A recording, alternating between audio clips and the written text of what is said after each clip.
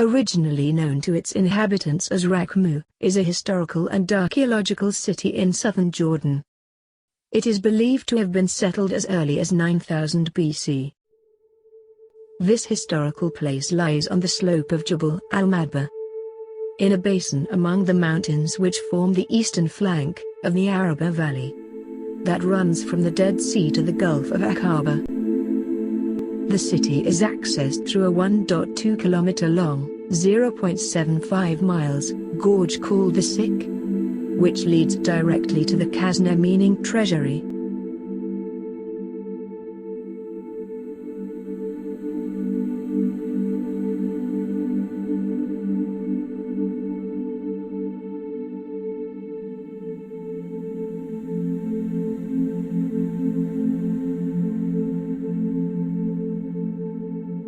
It is popularly believed, with no actual facts, that this city was built by Nabateans, a group of nomadic Bedouins who lived in that areas. They were mere traders. Look at the size of these doors. Bedouins in that area say they did not build Petra, that it was already there when they arrived. Look at the size of these doors compared to humans. Look at the height of these ceiling, look at the size of these rooms.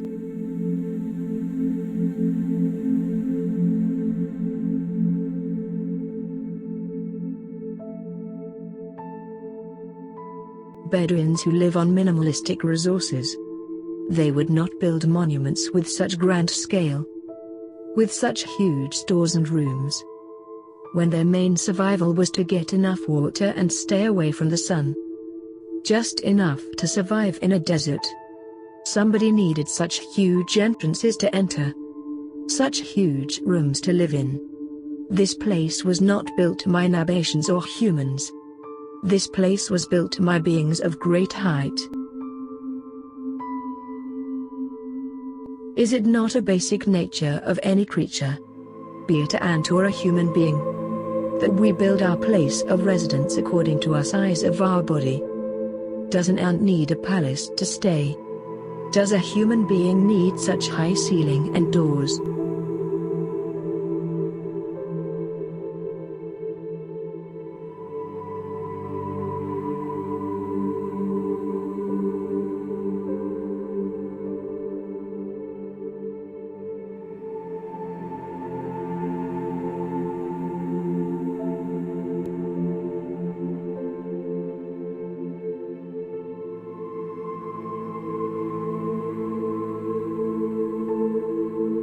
What is the significance of this structure called Petra?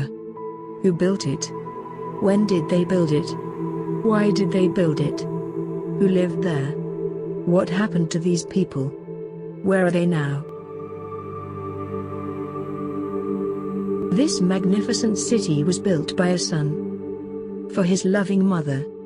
Everywhere you look in Petra, you see his love for his mother. He loved her more than anything in his life. She was his life.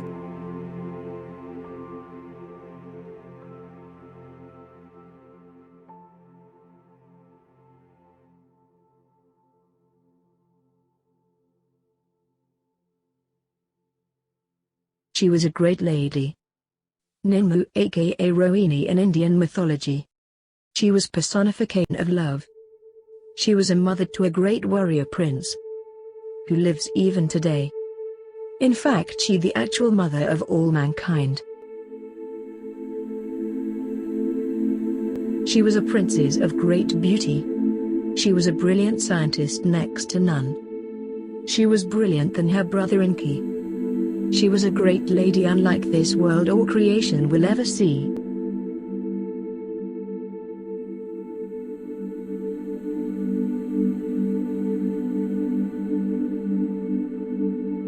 Her son is the warrior prince Ninurtha. He is also called as Balarama in Indian mythology.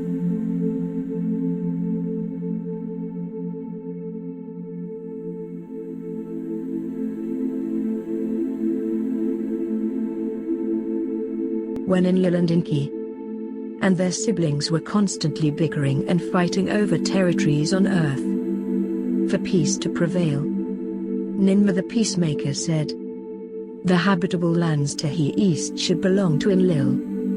The habitable land in West Africa should belong to Enki." Between these warring brothers, this great lady established her domain in what is today known as Sinai Peninsula.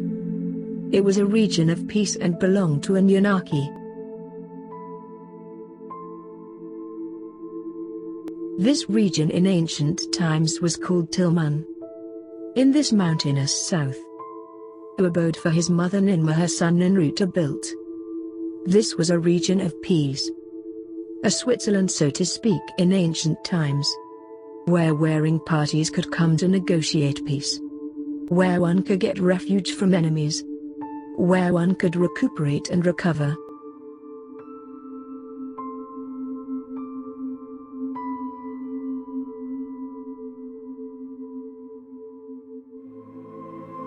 City of Petra and its various buildings. The city was built with advanced knowledge of engineering, advanced knowledge of hydraulics. The city was built with such sophisticated plan that more than 30,000 people could live comfortably in middle of the desert. City of Petra and its various buildings. The city was built with advanced knowledge of engineering, advanced knowledge of hydraulics. The city was built with such sophisticated plan that more than 30,000 people could live comfortably in middle of the desert. Water channels were built in such a way that there was minimal loss of water due to evaporation and at the same time, well ventilated and ready for inspection at any time. There was 125 miles of pipeline for the water systems. There are 36 dams, 100 reservoirs and cisterns to store water. The complex hydrology system could provide a single person of 8 gallons of water per day.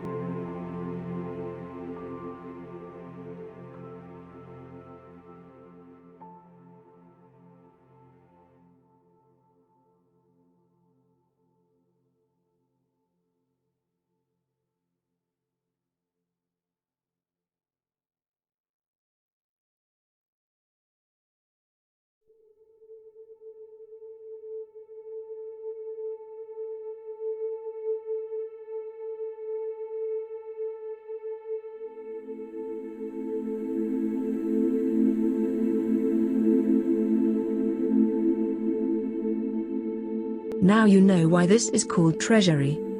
This is where Anunnaki members parked their riches and gold. A neutral region where it would be safe from enemies and calamities.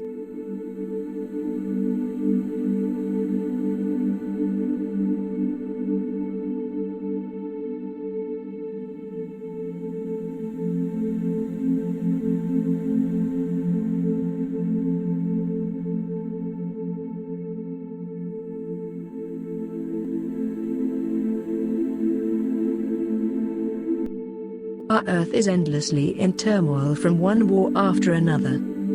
These two bickering brothers will never stop, nor will their descendants.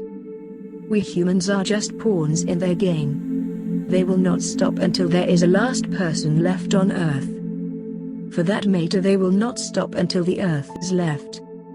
Just like Moloch, Earth and humanity will be history. Only Anunnaki brothers will be left.